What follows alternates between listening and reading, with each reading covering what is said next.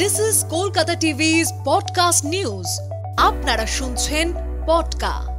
আজিকরের আবহে কলকাতার হাসপাতাল পেল সেরা স্বীকৃতি, জানালেন মুখ্যমন্ত্রী। আমি শুভাঙ্গী, শুনুন বিস্তারিত।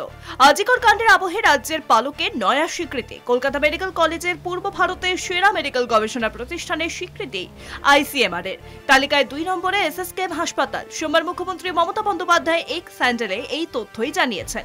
লন্ডন সফরে রয়েছেন মুখ্যমন্ত্রী, আর সেখান থেকে তিনি লিখেছেন, Indian council of medical research এই ঘোষণা করেছে। সংশ্লিষ্ট সবাইকে আমার শুভেচ্ছা। আমি সবসময় মনে করি বাংলায় দেশের সেরা স্বাস্থ্য পরিকাঠামো রয়েছে, যা প্রত্যেকের কাছে মডেল।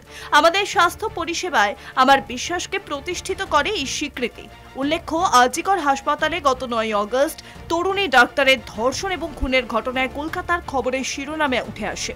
কলকাতার হাসপাতাল এই স্বীকৃতি পাওয়ায় খুশি সংশ্লিষ্ট মহল। শুনুন পডকা, রাত দিন 7 দিন।